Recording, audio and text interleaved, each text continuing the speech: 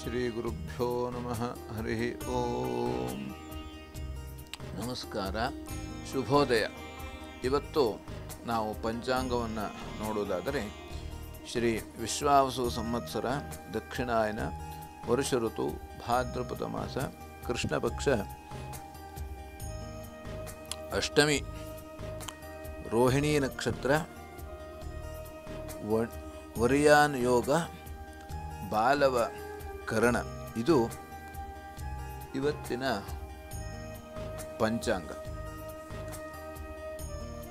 ಮೊದಲನೇದಾಗಿ ಮೇಷರಾಶಿ. ಮೇಷರಾಶಿಯಲ್ಲಿ ಇರತಕ್ಕಂಥವರಿಗೆ ಇವತ್ತಿನ ದಿವಸ ಬಂಧುಗಳಿಂದ ಲಾಭ, ಬಂಧು ಬಾಂಧವರಲ್ಲಿ ಉತ್ತಮವಾದಂಥ ಒಡನಾಟ ಇರತಕ್ಕಂಥದ್ದು. ಹಾಗೆ ವೃತ್ತಿಯಲ್ಲಿ ಅನುಕೂಲ ಇರತಕ್ಕಂಥದ್ದು. ನಾವು ಮಾಡುವಂಥ ವೃತ್ತಿಯಲ್ಲಿ, ಯಾವುದೇ ವೃತ್ತಿಯಲ್ಲಿ ಇರಬಹುದು, ಅಂಥವರಿಗೆ ಆ ಒಂದು ವೃತ್ತಿಯಲ್ಲಿ ಅನುಕೂಲ ಇರತಕ್ಕಂಥದ್ದು. ಆದರೆ ಸ್ವಲ್ಪ ಭಯದ ವಾತಾವರಣ ಇರತಕ್ಕಂಥದ್ದು. ನಾವು ಯಾಕೆಂದರೆ ಏನೋ ಒಂದು ನಮಗೆ ಆಗಿಬಿಡ್ತದೆ ಹೇಳುವಂಥ ಆತಂಕ ಇರತಕ್ಕಂಥ ಸಾಧ್ಯತೆ. ಹಾಗಾಗಿ ಆಂಜನೇಯನ ಪ್ರಾರ್ಥನೆ, ವಿಷ್ಣು ಸಹಸ್ರನಾಮ ಅಥವಾ ವಿಷ್ಣು ಸಹಸ್ರನಾಮವನ್ನು ಪಠಿಸುವುದರಿಂದ ನಮಗೆ ಅನುಕೂಲ ಇರತಕ್ಕಂಥದ್ದು. ಇನ್ನು ವೃಷಭ ರಾಶಿ, ವೃತ್ತಿಯಲ್ಲಿ ಅನುಕೂಲ ಇರತಕ್ಕಂಥದ್ದು. ಹಣಕಾಸಿನ ತೊಂದರೆ ಬರತಕ್ಕಂಥ ಸಾಧ್ಯತೆ. ಹಾಗೆ ಆಹಾರದಲ್ಲಿ ವ್ಯತ್ಯಾಸ ಆಗತಕ್ಕಂಥ ಸಾಧ್ಯತೆ. ನಮಗೆ ಏನೋ ಒಂದು ಆಹಾರವನ್ನು ಸ್ವೀಕಾರ ಮಾಡ್ತೇವೆ, ಆದರೆ ಅದರಲ್ಲಿ ಸ್ವಲ್ಪ ವ್ಯತ್ಯಾಸ ಆಗತಕ್ಕಂಥದ್ದು. ವೃತ್ತಿಯಲ್ಲಿ ಹೊಸದಾದಂತಹ ಅವಕಾಶ ಸಿಗತಕ್ಕಂಥದ್ದು. ಹಾಗಾಗಿ ಅನ್ನಪೂರ್ಣೇಶ್ವರಿ ಪ್ರಾರ್ಥನೆ ಮಾಡುವುದರಿಂದ ಎಲ್ಲ ರೀತಿಯಲ್ಲಿ ಅನುಕೂಲ ಇರತಕ್ಕಂಥದ್ದು. ಇನ್ನು ಮಿಥುನ ರಾಶಿ, ಶಿರೋಬಾಧೆ, ತಲೆಗೆ ಸಂಬಂಧಪಟ್ಟಂಥ ಸಮಸ್ಯೆ ಅಥವಾ ಕಣ್ಣು ನೋವು, ಕಣ್ಣಿಗೆ ಸಂಬಂಧಪಟ್ಟಂಥ ಸಮಸ್ಯೆ ಆಗತಕ್ಕಂಥದ್ದು. ತಂದೆ ಮಕ್ಕಳಲ್ಲಿ ಭಿನ್ನಾಭಿಪ್ರಾಯ ಆಗತಕ್ಕಂಥ ಸಾಧ್ಯತೆ.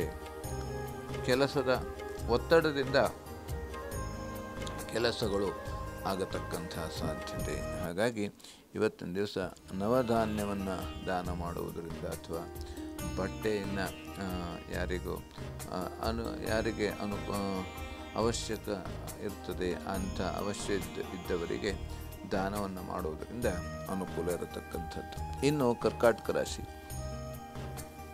ಆರೋಗ್ಯದಲ್ಲಿ ಸ್ವಲ್ಪ ವ್ಯತ್ಯಾಸ ಆಗತಕ್ಕಂಥದ್ದು. ಆದಷ್ಟು ನಾವು ಜಾಗ್ರತೆಯಿಂದ ಆಹಾರವನ್ನು ಸ್ವೀಕಾರ ಮಾಡುವಾಗ, ನೀರನ್ನು ಕುಡಿಯುವಾಗ ಅಥವಾ ಕರಿದ ಪದಾರ್ಥವನ್ನು ಸ್ವೀಕಾರ ಮಾಡುವಾಗ ಆದಷ್ಟು ಜಾಗ್ರತೆಯಿಂದ ಸ್ವೀಕಾರವನ್ನು ಮಾಡುವಂಥದ್ದು ಬಹಳ ಮುಖ್ಯ.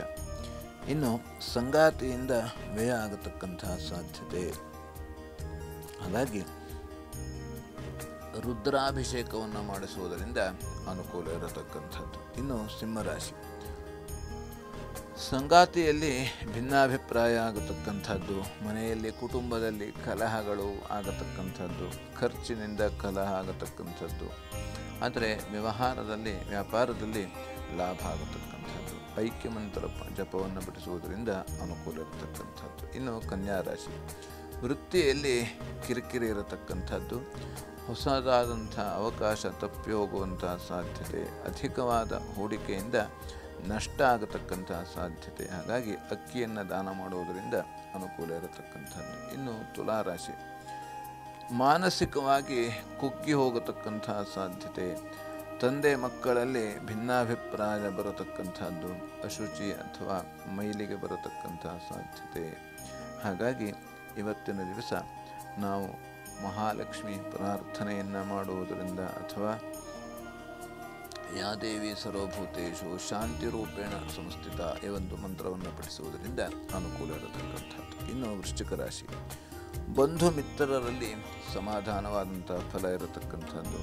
ಹಾಗೆ ಸ್ವಲ್ಪ ಈ ಒಂದು ವೈದ್ಯಕೀಯ ಕ್ಷೇತ್ರಗಳಲ್ಲಿ ಇರತಕ್ಕಂಥವರಿಗೆ ಇವತ್ತಿನ ದಿವಸ ಒಂದು ಅನುಕೂಲ ಇರತಕ್ಕಂಥದ್ದು, ನೆಮ್ಮದಿ ಇರತಕ್ಕಂಥದ್ದು. ಹಾಗಾಗಿ ನರಸಿಂಹ ಪ್ರಾರ್ಥನೆಯನ್ನು ಮಾಡುವುದರಿಂದ ಅನುಕೂಲ ಇರತಕ್ಕಂಥದ್ದು. ಇನ್ನು ಧನುರಾಶಿ, ಸಹೋದರರಲ್ಲಿ ಕಲಹ ಆಗತಕ್ಕಂಥದ್ದು, ಸಂಗಾತಿಯಿಂದ ಮನಸ್ತಾಪ ಆಗತಕ್ಕಂಥ ಸಾಧ್ಯತೆ, ಲಕ್ಷ್ಮೀನಾರಾಯಣ ಹೃದಯ ಪಾರಾಯಣವನ್ನು ಮಾಡುವುದರಿಂದ ಅನುಕೂಲ ಇರತಕ್ಕಂಥದ್ದು. ಇನ್ನು ಮಕರ ರಾಶಿ, ಕುಟುಂಬದಲ್ಲಿ ಸ್ತ್ರೀಯರಿಂದ ಕಲಹ ಆಗತಕ್ಕಂಥದ್ದು, ಹಣಕಾಸಿನ ವಿಚಾರದಲ್ಲಿ ಅನುಕೂಲ ಇರತಕ್ಕಂಥದ್ದು, ಹಿರಿಯರಿಂದ ಉತ್ತಮವಾದಂತಹ ಸಲಹೆ ಸಿಗತಕ್ಕಂಥದ್ದು. ಹಾಗಾಗಿ ಶನೇಶ್ವರ ಕವಚವನ್ನು ಪಡಿಸುವುದರಿಂದ ಅನುಕೂಲ ಇರತಕ್ಕಂಥದ್ದು. ಇನ್ನು ಕುಂಭರಾಶಿ, ಸಾಲಬಾಧೆ, ಸಾಲಗಾರರು ತೊಂದರೆ ಕೊಡತಕ್ಕಂಥದ್ದು, ಹಾಗೆ ಹೊಟ್ಟೆ ನೋವು, ಗ್ಯಾಸ್ಟ್ರಿಕ್ ಇತ್ಯಾದಿ ಬರತಕ್ಕಂಥ ಸಾಧ್ಯತೆ. ಹಾಗಾಗಿ ನರಸಿಂಹ ಪ್ರಾರ್ಥನೆ ಅಥವಾ ನಮಗೆ ಆದಷ್ಟು ಒಂದು ಭಗವದ್ಗೀತಾ ಪಾರಾಯಣವನ್ನು ಮಾಡುವುದರಿಂದಲೂ ಕೂಡ ಅನುಕೂಲ ಇರತಕ್ಕಂಥದ್ದು. ಇನ್ನು ಮೀನರಾಶಿ, ಮಕ್ಕಳಿಂದ ಖರ್ಚಾಗತಕ್ಕಂಥದ್ದು, ದೂರ ಪ್ರಯಾಣದಲ್ಲಿ ತೊಂದರೆ ಬರತಕ್ಕಂಥ ಸಾಧ್ಯತೆ, ಶಿರೋಬಾಧೆ, ಹಾಗೆ ಕೈ ಬೆರಳಿಗೆ ಸ್ವಲ್ಪ ತೊಂದರೆ ಆಗತಕ್ಕಂಥ ಸಾಧ್ಯತೆ. ಹಾಗಾಗಿ ಆದಷ್ಟು ನರಸಿಂಹ ಕವಚವನ್ನು ಪಠಿಸುವುದರಿಂದ ಎಲ್ಲ ರೀತಿಯಲ್ಲಿ ಅನುಕೂಲ ಇರತಕ್ಕಂಥದ್ದು. ಲೋಕಾಃ ಸಮಸ್ತಾಃ ಸುಖಿನೋ ಭವಂತು, ಸಮಸ್ತ ಸನ್ಮಂಗಳಾನಿ ಭವಂತು. ಎಲ್ಲರಿಗೂ ಕ್ಷೇಮವಾಗಿ.